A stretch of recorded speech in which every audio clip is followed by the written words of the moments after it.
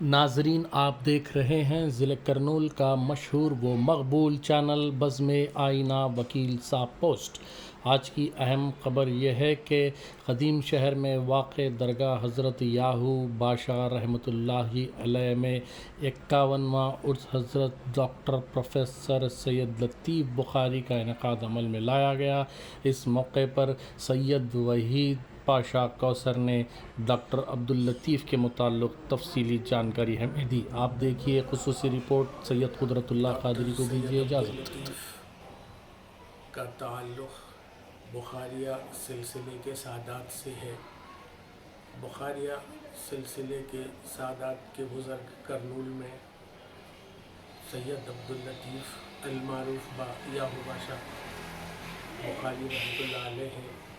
آپ کے جد امجد ڈاکٹر عبداللطیف کے جد اعلیٰ کشمیر کے علاقہ اوچ میں مشہور شخصیت جہانیہ جہاں گشت ہیں۔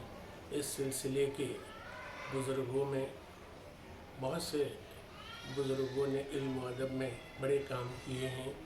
ڈاکٹر عبداللطیف بھی اسی سلسلے کی ایک کڑی ہیں۔ ڈاکٹر عبداللطیف 11 سپتمبر 1891 کو تنگا بھدرا کے اس پار علاقے عالمپور میں پیدا ہوئے۔ اس وقت ان کے والدین وہاں جائیداد کی حفاظت کے سلسلے میں مقیم تھے۔ ڈاکٹر عبداللطیف کی تعلیم کرنول میں ہوئی۔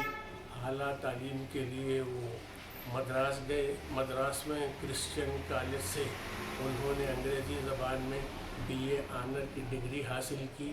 پھر عثمانیہ یونیورسٹی میں شعبہ اردو میں اسسٹنٹ پروفیسر کی حیثیت سے ملازمت اختیار کر لی۔ عثمانیہ یونیورسٹی کے انتظامیہ نے جن 4 اساتذہ کو برطانیہ اعلیٰ تعلیم کے لیے بھیجا، اس میں ڈاکٹر عبداللطیف بھی شامل تھے۔ برطانیہ کے کنگس کالج میں انہوں نے انگریزی شعبے کے پروفیسر اسرائیل گولانس کے زیر نگرانی اپنا PhD کا مقالہ the influence of English and Urdu literature لکھا۔ یہ مقالہ 1924 میں شائع ہوا۔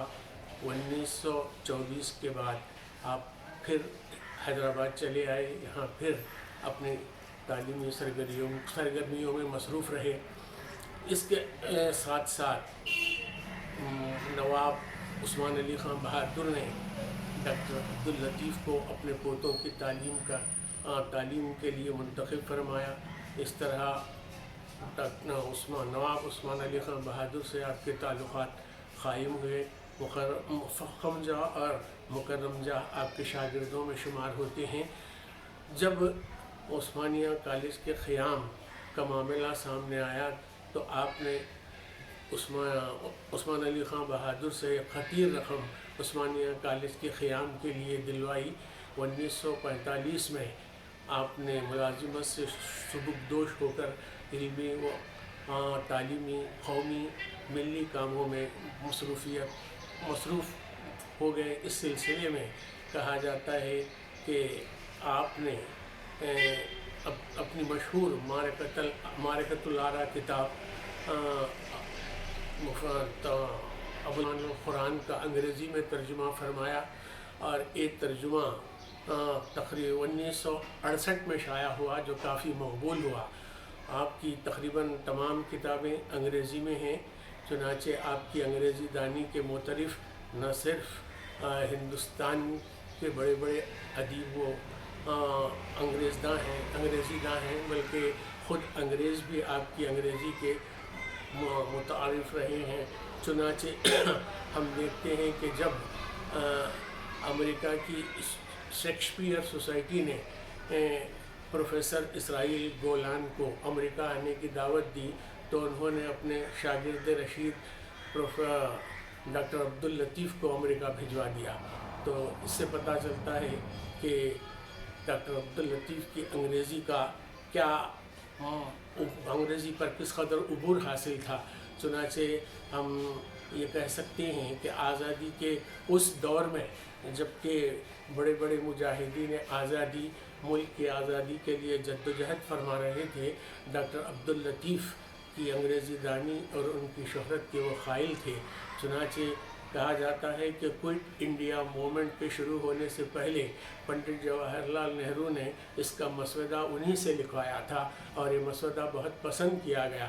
کہا جاتا ہے کہ ڈاکٹر عبداللطیف اپنے ان کارناموں کی وجہ سے نہ صرف ملک میں مشہور رہے بلکہ قومی خدمات کی وجہ سے سارا ملک ان کا احترام بھی کرتا رہا۔ 1950 میں جب حیدرآباد میں پولیس ایکشن ہوا تو اس سے دل برداشتہ ہو کر کرنول چلے آئے۔ کرنول میں عثمانیہ کالج کی پرنسپلی چند سال کے لیے کی۔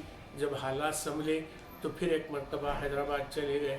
حیدرآباد جانے کے بعد انہوں نے پھر سے علمی اور تعلیمی مصروفیت کو جاری رکھا۔ ہم سارے ملک کو اس بات کا یقین کے ساتھ اعتراف کرنا چاہیے کہ انہوں نے جو خدمات ملک و قوم اور تعلیم کے لیے انجام دی ہیں وہ یقیناً بہت اہم رہی ہیں۔ کانگریس کا جلسہ جب بمبئی میں ہوا تو اس وقت مولانا آزاد کے ساتھ مولانا ڈاکٹر عبداللطیف بھی اس کے اسٹیج پر ہم بیٹھے ہوئے تھے، نظر آ رہے تھے۔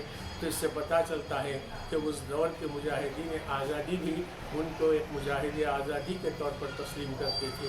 چنانچہ ان کی خدمات کا اعتراف کرتے ہوئے 1-2 ماہ پہلے کرنول کی ڈاکٹر عبدالحق اردو یونیورسٹی نے ایک سیمینار منعقد کیا تھا جس میں کئی مقالہ نگاروں نے ڈاکٹر عبداللطیف کی حیات اور ان کی خدمات پر مقالے پیش کیے۔ چنانچہ میں اس بات کا کھل کر دل سے اعتراف کرتا ہوں کہ کرنول میں آج ڈاکٹر عبداللطیف کی خدمات کو عام کرنا ضروری ہے۔ اس کام کو ڈاکٹر عبدالحق یونیورسٹی کے شعبہ اردو نے پورا کیا ہے، اور یہ بات صاف ہے کہ ڈاکٹر عبداللطیف نے اس دار فانی میں تقریباً 80 سال گزارے، اور ان کا انتقال حیدرآباد میں نومبر 1971 میں ہوا۔ جسد کو کرنول لایا گیا اور اپنے جد امجد کے پائیں ان کی تدفین عمل میں آئی۔